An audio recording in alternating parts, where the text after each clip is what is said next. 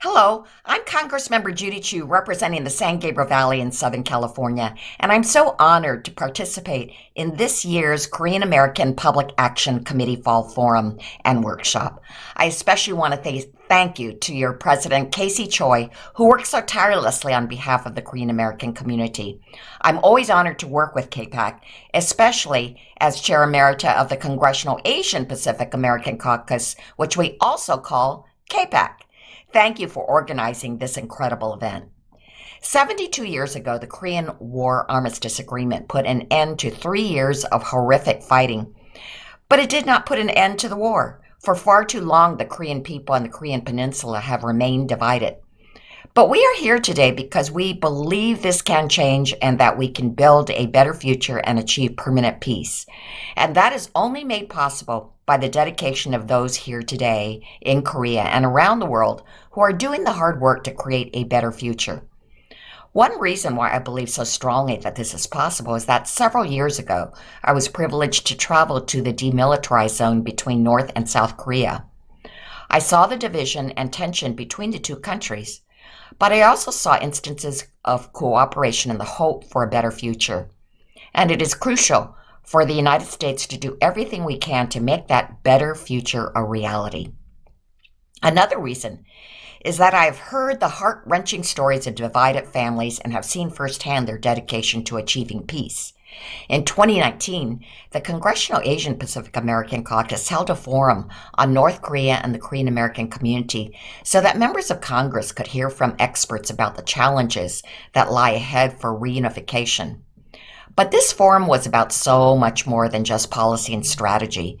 I will never forget hearing the powerful testimony from an 86-year-old woman named Soon Bak Kim, who was just a girl when she fled her home during the Korean War. At that time, she expected to spend just a few months away, but that turned into decades of separation. In tears, she told our forum that her dying wish was to be reunited with her family before time runs out. And hers is just one story, but there's so many Korean families, both on the peninsula and around the world, who've experienced similar heartbreak. It was for them that I was a proud original co-sponsor of H.R. 826, the Divided Families Reunification Act, a bill to require the State Department to work with the South Korean government and Korean American families to find opportunities to reunite loved ones. And thanks to your incredible support, this bill passed the House during the 117th Congress and was signed into law by President Biden in 2022. But of course, we cannot stop working until we have achieved lasting peace. That is why I am an original co-sponsor of H.R. 1841, the Peace on the Korean Peninsula Act, led by my colleague from Southern California, Representative Brad Sherman. This legislation will bring us closer to a lasting peace by calling for a formal end to the Korean War and promoting diplomacy by establishing liaison offices on U.S.-North Korean relations. And it would direct the State Department to issue a report to Congress laying out a diplomatic roadmap for achieving peace. As the United States looks to deepen cooperation with South Korea's new leadership, we must continue to strengthen our alliance, expand economic and cultural ties, and stand united in our shared commitment to peace. All of these efforts drive forward our ultimate goal of lasting peace and reunification, both on the peninsula and for millions of families in the U.S. and around the world.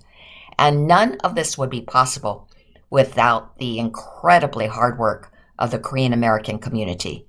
That is why it is inspiring to see so many people dedicating your time, energy, and resources to attend this year's Peace Conference and deliver your message to members of Congress here in Washington, D.C. So thank you for everything you do. I'm so honored to be your partner in our work to finally achieve a permanent peace.